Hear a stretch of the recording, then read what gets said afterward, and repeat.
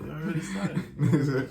Oh, now you want to keep that one. now you want to keep that one. Now you want to keep that one. Bad. What's going on, YouTube? Young boys checking in. Young boy Leo, we back with another video, another reaction video today.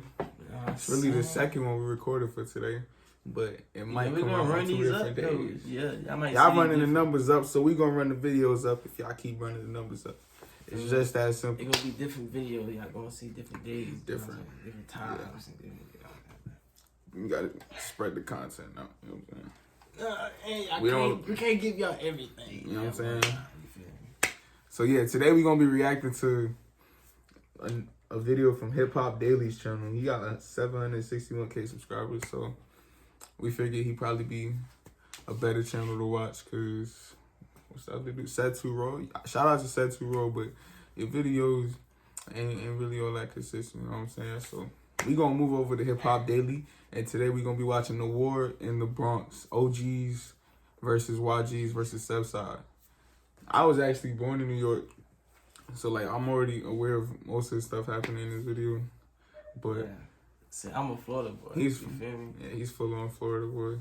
No, so he gonna be watching this, and we both gonna just give our inputs on it. I got 2 different states inputs. You know what I'm saying? So the Bronx is a wild place. It's the borough with the most crime and is well known for gang activity. The Bronx drill sound is on the rise and is fueling the deadly war between 3 gangs: the OGs, the YGs, and SEVSIDE. Let's get straight into this crazy beat. That shit crazy. Brooklyn Watch. was getting attention for his drill scene, but the Bronx is coming with a whole new sound that's starting to make waves.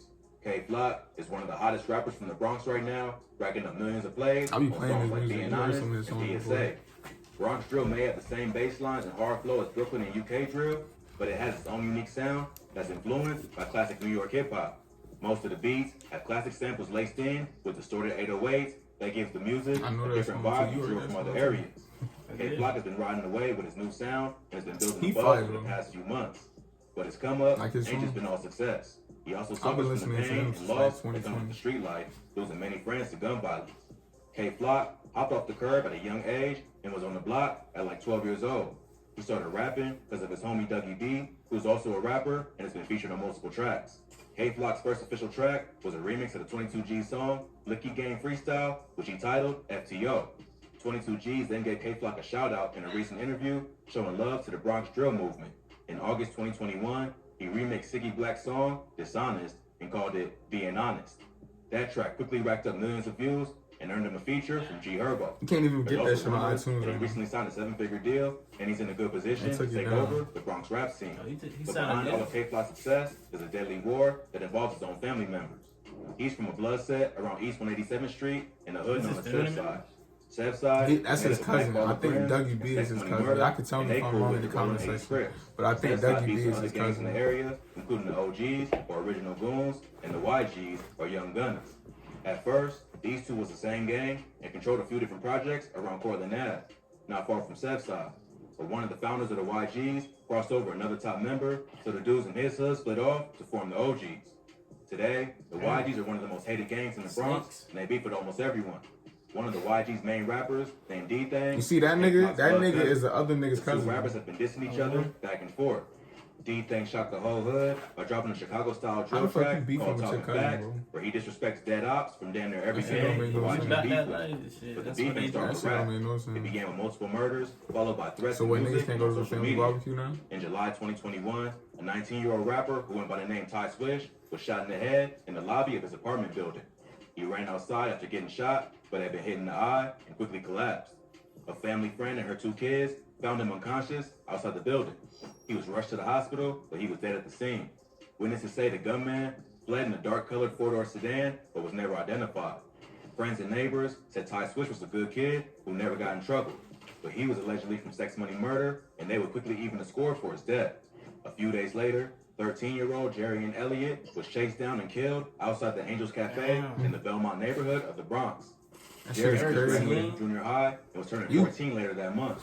In New York, shit is crazy, bro. You get into that type of shit at like 12, bro. He had already got arrested 8 times. You really start getting into that type of shit around like 12. A friend of Jerry's said the Crips put him like on 13, you already like, and that she tried to warn him about the lifestyle, but he ain't listen. The murder was captured on surveillance footage and showed Jarian walking down the street with a friend. A black sedan is seen driving up alongside him, then coming to a stop. A masked shooter then hops out and shoots at both of them. His friend ran away, but Jarian falls and then crawls into a local cafe. He got shot in the legs and the chest and was rushed to the hospital, but later pronounced dead. Police think Jarian's death was payback for killing Ty Switch. They don't know if he was the killer, but they believe he was there at the time of the murder. Just a few hours after Jarian got chipped, the ops got their revenge and a 16-year-old got killed, and police think it was a payback hit. On Sunday, July 11th, a 16-year-old rapper named Rajiz was shot while getting into an Uber. Rajiz was from the 800 YGs, and the shooting is believed to be retaliation for the murder of Jarian Elliott. Rajiz supposedly made fun of Jarian's death on social media right after it happened, and to get that, he was on his way to the studio. Started getting shot. Wait, the whole track. The whole thing got the driver's dash cam and quickly went viral on social media.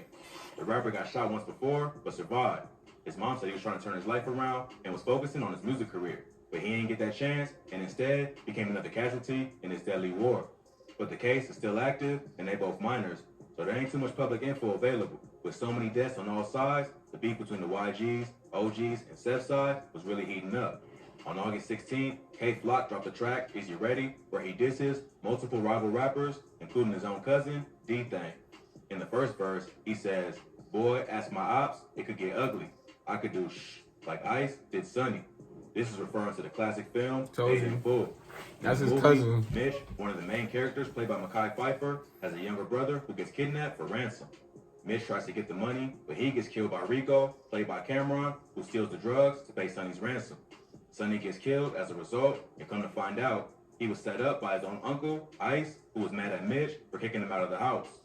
So in this bar, K-Flock sends a shot directly to his own cousin, D-Thang, and lets him know he's not above setting him up. The song was big in New York and even got played on Hot 97. So you can probably guess how the ops felt about this. D-Thang quickly hopped on social media and gave his thoughts on the bar, saying, "Can't wait to see Auntie now." A few weeks later, another Rolling 80s member who was affiliated with K-Flock got murdered broad day. The victim was 16-year-old rapper Nas Rolla. He was killed after two men hopped out of a Honda Accord and popped him in the head and chest in SEVSIDE's hood. Police said that Nas Rolla had a long criminal history and got arrested 18 times already, including 10 felonies dating back to May 2017. He was recently arrested for gun possession and was fighting 3 other open gun cases. After his death, D-Thang will hop on Instagram and sneak diss Nas Rolla, who was his cousin K-Flock's right-hand man, suggesting he might have got set up.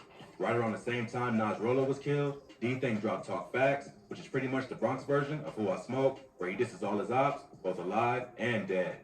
On the track, he samples the song Somebody That I Used to Know by Gautier and throws a sub at a different op in almost every bar. Some disses include Dougie got shot, but he's still in recovery, sending shots at K-Flock's homie, Dougie B. He also says, I thought they was cousins CJ, too. You see me when I ain't They look alike. You ain't even They make look a like the move. same person, to be honest. When you see me, you gon' shoot. In this bar, he takes shots at another rival rapper from Portland who did D-Thang on the track. That's Kidnap Booba Savage. After D-Thang said he was gonna kidnap like Booba 13, Savage, 14. who's also featured on the track. Later, he raps, "Jiggy Man, aka Shot Ek, dumbass got hit. That's word on my mother. They never." We do gotta shit." react to Booba Savage's Here, first we're talking music about a video. rapper, You gotta see Shot Wes' Ek, first who's music from the video. OGs and known to go by the name Jiggy Man. So it looks like Bronx drill is following the same pattern as Chicago and the UK. Rappers diss each other in songs and follow it up with real violence. What's really crazy is that a lot of them are under 18 and still in high school. Doing the So same really, shit. they don't fully understand the consequences that come with the lifestyle they live in. Hopefully, they're paying attention to how hot it's getting in O-Block and they cool it down before it's too late.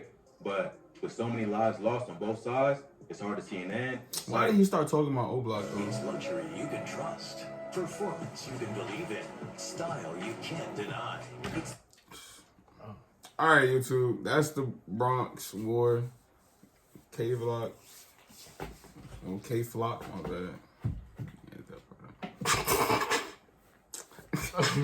Alright, YouTube. That was the Bronx War. That was a cool little reaction for y'all boys to watch. You know what I'm saying? Yeah, that I knew most of the stuff in the video, so like I like it was just like me just watching stuff I know, but I was totally biased. I doubt he even cares. Like, he doesn't know what's going on. That was a cool reaction though. You know, it was some funny stuff that happened in there. If y'all like that reaction, That was go a ahead and little ass subscribe boy. and like the video. That jit was small. Who was Savage? That was dark ass nigga. That nigga Yo, was bro, he's short. only like 13, 14. Nigga look like he 10. Bro, we gotta watch it live. We gonna react to the live. We gotta react to the live with him and another nigga beefing. But Alright, yeah, y'all. YouTube, we out.